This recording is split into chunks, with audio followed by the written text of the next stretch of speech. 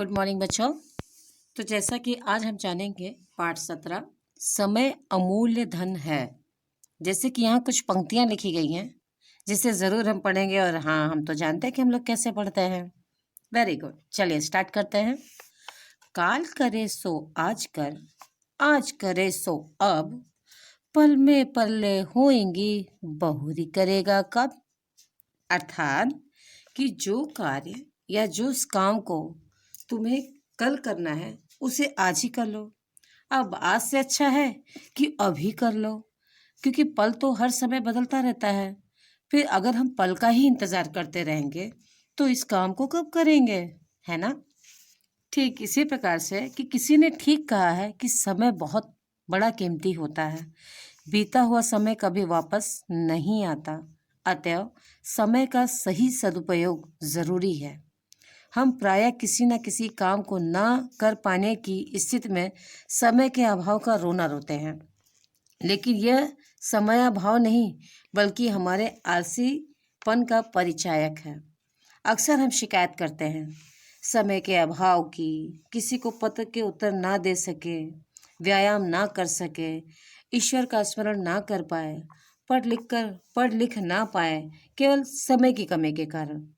अब ये जो पूरा पैराग्राफ है बच्चों, ये सभी पैराग्राफ में जितने भी बातें कही गई हैं, क्योंकि ये एक निबंध है और निबंध में हमें क्या बताया जा रहा है कि समय अमूल्य धन है। अब समय को अमूल्य धन किस प्रकार से जानते हैं, इस चीज को सबसे गहरा और अच्छे से समझने के लिए हमारा विद्यालय सबसे महत्वपूर्ण जगह है। क्यों जगह है? क्योंकि वहाँ हर एक समय का सदुपयोग होता है, क्योंकि हर समय सारणी के हिसाब से हमारी सभी घंटियाँ चलती हैं। सभी बेल अपने अपने विषय के द्वारा हमें पढ़ाए जाते हैं और हमारे समय का जरा सा भी अनुपयोग नहीं होता, उसका सदुपयोग ही होता है। इसीलिए यहाँ कहा जाता है कि समय को हमेशा कीमती क्यों माना जाता है। जैसे आज आपका बचपन चल रहा है, आज आप कक्षा 5 के विद्यार्थी हो। अगर ये कक्षा 5 को आपने बहुत अच्छे से बड़ी मेहनत से पास कर लिया या अच्छे मार्क्स लाए तो आप इस समय को कभी भूल नहीं पाओगे और आने वाले समय में इससे भी ज़्यादा अधिक मेहनत करोगे, है ना। लेकिन अगर इसी समय में आप पढ़ाई अच्छे से नहीं करते हो, अच्छे से अपने काम के प्रति जागरूक नहीं रहते हो, तो कल आप इसी समय के लिए कहोगे, अरे मैं पढ़ना तो चाहता था लेकिन क्या करूं, बार बार बीमार हो गया, ये हो गया, वो हो गया, ऐसा हो गया, वैसा हो गया। मतलब आपके पास समय के लिए बोलने के लिए लाख शिकायतें होंगी, लेकिन आपके उस समय की तब कोई भी वजह या उसका कोई महत्व नहीं रह जाता बच्चे। इसलिए नहीं रह जाता क्योंकि उस समय में आप कहीं ना कहीं अपने काम के प्रति सचेत या जिम्मेदार नहीं थे, और ना होने की परिस्थिति में ही वो समय आपका साथ कभी नहीं देता। और एक बात हमेशा याद रखिएगा, जब आप समय के साथ चलते हो तब समय भी आपके साथ चलता है, क्योंकि जो समय का नहीं होता समय भी बेटा उसका नहीं होता, और जो समय बीत जाता है वो दोबारा कभी वापस नहीं आता। इसी प्रकार से कि अतएव समय का हमेशा सदुपयोग करना चाहिए। अगर आप अपने घर पर हो, जैसे कि इस वक्त कोविड टाइम चल रहा है, तो हमारा हर स्कूल का सबका एक टाइम टेबल आपका बना हुआ है, लेकिन ये टाइम टेबल के बाद भी आपके पास 1 बजे के बाद आपके पास समय बचता है। उस समय में आपको एक टाइम टेबल बनाना चाहिए कि आपके हर एक समय का अच्छे से सदुपयोग हो। जैसे कि मान लो तुमने 2 घंटे का वक्त रखा है खेल कूद के लिए, तो उस 2 घंटे में आप खेल कूद करोगे, लेकिन 2 घंटे के बाद का जो समय है अगर वो पढ़ने का है तो फिर बेटा वहाँ आपको सिर्फ पढ़ना है। अब ये नहीं होना चाहिए कि आपने 2 घंटा तो खेला है, अरे तो 2 घंटा खेला ही तो है ना, 1 घंटा थोड़ा मोबाइल भी देख लेता तो मूड और अच्छे से फ्रेश हो जाता। ज़्यादातर बच्चे इस वक्त यही करते हैं, क्योंकि ऑलरेडी आपकी सारी ऑनलाइन क्लासेस चल रही हैं और ऑनलाइन क्लास में हम पूरे टाइम तो मोबाइल में ही देखते रहते हैं। इसके बावजूद अगर आप फिर मोबाइल में देखोगे तो ये कहीं ना कहीं आपकी आंखों के लिए नुकसानदेह है, कहीं ना कहीं आप अपने फिर विषय से अलग जा रहे हो, क्योंकि खेलना कूदने से शरीर अच्छा मजबूत होता है, उससे आप थकते हो, आपको भूख लगती है, मतलब एक तरह से व्यायाम होता है आपका वो, जो कि आप घर में, घर के ग्राउंड में या घर के पीछे या छत पर यहाँ वहाँ खेलते हो, क्योंकि इसमें हम बाहर तो जाते नहीं खेलने के लिए। तो अगर इस प्रकार से 2 घंटे का नियम आपने बनाया तो आपको उसको निभाना है। डेली बेटा दीवार पर नया टाइम टेबल लगाने से टाइम टेबल नहीं बनता है, टाइम टेबल तब सही होता है जब आप उसको निभाते हो या उसको समय समय पर करते हो। ठीक है? जैसे हम जब भी कोई काम नहीं कर पाते हैं तो हम लोग हमेशा क्या बोलते हैं, अरे यार थोड़ा सा समय और मिल गया होता तो मैं ये ज़रूर कर लेता। अब समय तो आपके पास था, लेकिन उस समय के समय आप ज़रा याद कीजिए कि आप क्या कर रहे थे? उस वक़्त आपको आलस बना रहता है। अरे बहुत ठंडी है, मम्मी मैं कल से उठता हूँ, कल से मम्मी मैं 5 बजे पक्का उठ जाऊँगा और मैं उठ के ना प्रॉपर पढ़ाई करूँगा मम्मी, पक्का प्रॉमिस कर रहा हूँ। जैसा कि अभी आपका नया साल आया था, जब नए साल आते हैं तो नए-नए वादे भी लिए जाते हैं। कितने लोगों ने वो वादे निभाए हैं? शायद कोई नहीं, क्योंकि इसमें हम तय तो करते हैं, कल से मैं ये काम ज़रूर करूँगा, कल से ये काम मैं बिल्कुल नहीं करूँगा। कितने दिन बेटा ये वादे निभाए जाते हैं? 1 या 2 दिन, उसके बाद फिर टाय-टाय फिश, क्योंकि आप दोबारा वही काम करने लगते हो जिसकी आपको आदत है। आप पे चेंजेस लाऊँगा, मम्मी आपको मुझ पे फ़क्र होगा। आप जानोगे कि हाँ, आपकी बेटी ने या आपके बेटे ने कितना अच्छा काम किया है। लेकिन क्या ऐसा होता है? आप मेरी बात को मत मानिए, आप खुद से सोचिए, क्योंकि ये सोचने का वक़्त आपका है। आप में इतनी समझ है कि अगर आपको कोई खामी को बताता है, तो इसका मतलब ये बिल्कुल नहीं है कि वो आपका दुश्मन है, बिल्कुल भी नहीं। आपकी गलती बेटा वही आपको बताएगा जो आपका सबसे बड़ा शुभचिंतक होगा, और शुभचिंतक वही होता है जो आपकी खामियों को सुधार कर आप में अच्छे गुण को ले आता है। अब वो तो या तो वो टीचर हो सकती है, या घर में वो माँ हो सकती है, या फिर वो एक अच्छी दोस्त हो सकती है। ये तीनों ही ऐसे होते हैं जो हमें हमेशा सही राय देते हैं। चूँकि पहले-पहले हमें बुरा लगता है, लेकिन जब आप उस चीज़ को करते हो और उस चीज़ को करने से आपको कुछ अच्छा हासिल होता है, तब आप उसकी चीज़ को मानते हो कि तो इस प्रकार से कि जैसे, लेकिन ये बल्कि हम जो भी चीज़ करते हैं, जैसा कि मैंने आपसे कहा कि हमें किसी भी चीज़ में कभी भी आलस नहीं करना चाहिए। अगर हम ये सोचते हैं कि मैं इस काम को थोड़ी देर के बाद करूँगा या थोड़ी देर के थोड़े समय में करूँगा, तो कहीं न कहीं आप उस काम को टालने की कोशिश कर रहे हो। और यही जो टालना होता है बेटा, बाद में इसी समय के लिए आप रोते हो। अक्सर आप शिकायत करते हो ना कि समय के अभाव की वज़ह से मैं नहीं कर पाया, वरना मैंने तो बहुत अच्छा काम किया था। अगर आप किसी चीज़ का उत्तर नहीं दे सकते हो, जैसे कि यहाँ अलग-अलग उदाहरण दिए गए हैं।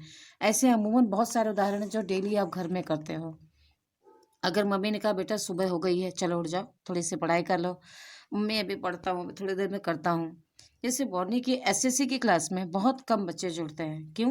क्योंकि आधा तो सब बिस्तर में ही होते हैं। लेकिन आपको ये भी करना है कि यही समय आपके शिक्षक आपके लिए देते हैं कि आपने उस वर्क को समय से किया कि नहीं। और फिर आप बच्चे क्या करते हो?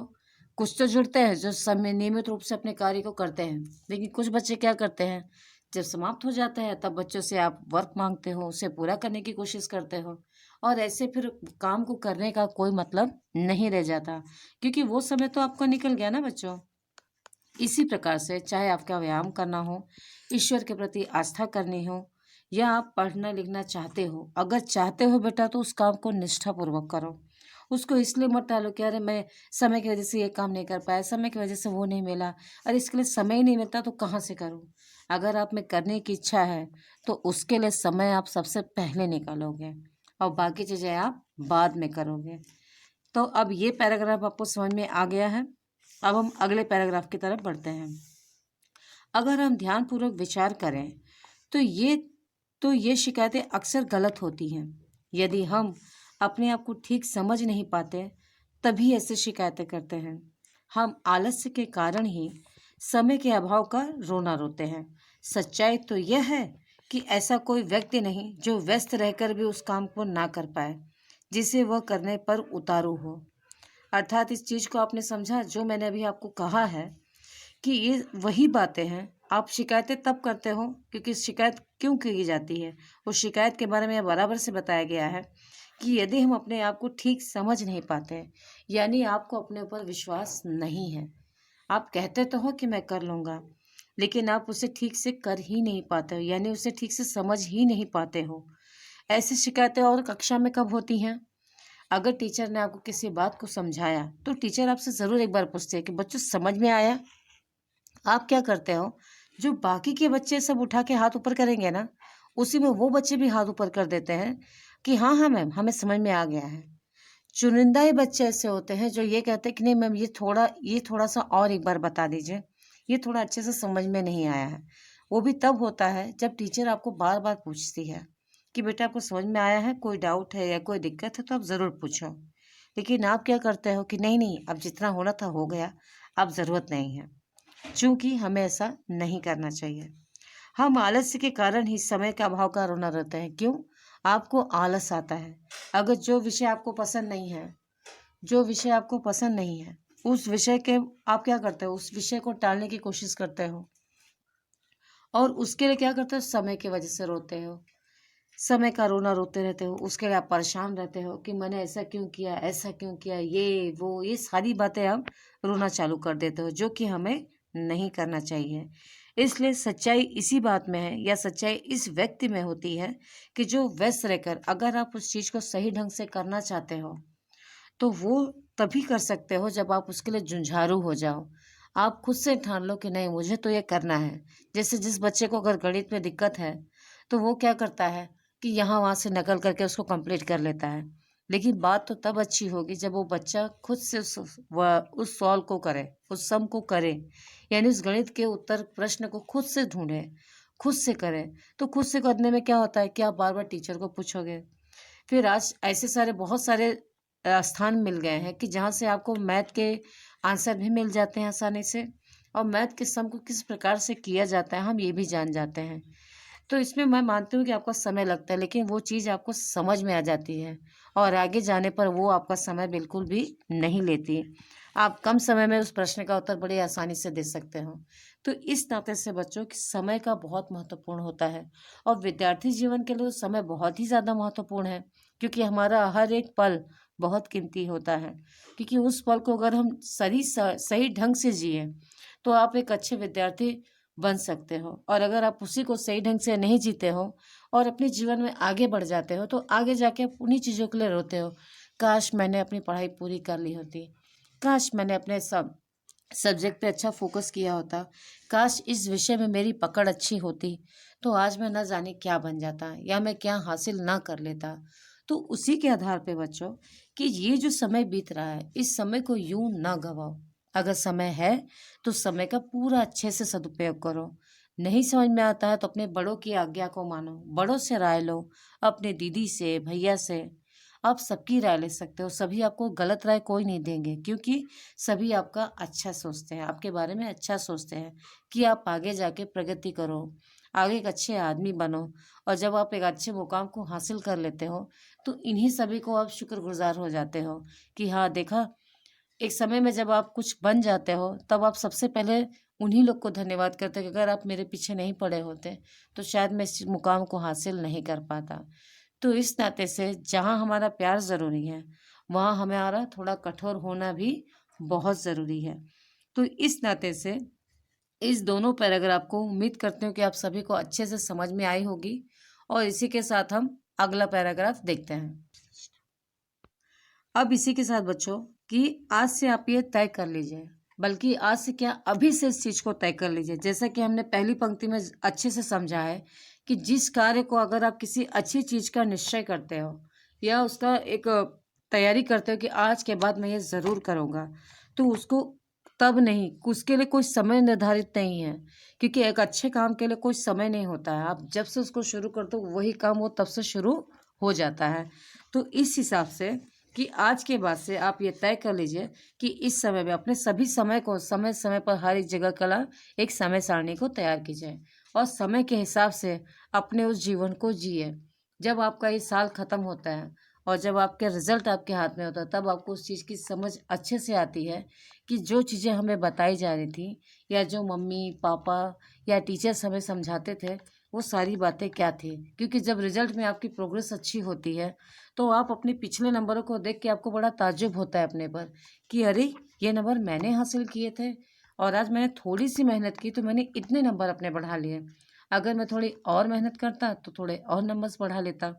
तो इस हिसाब से बच्चों हमें आज से ये तय कर लेना है इस समय अमूल्य धन के इस निबंध के द्वारा कि किस प्रकार से हमें आगे बढ़ते रहना चाहिए। और इसी हम ये कह सकते हैं कि हमें समय हमारा अमूल्य है और इसे एक धन की तरह खर्च करो।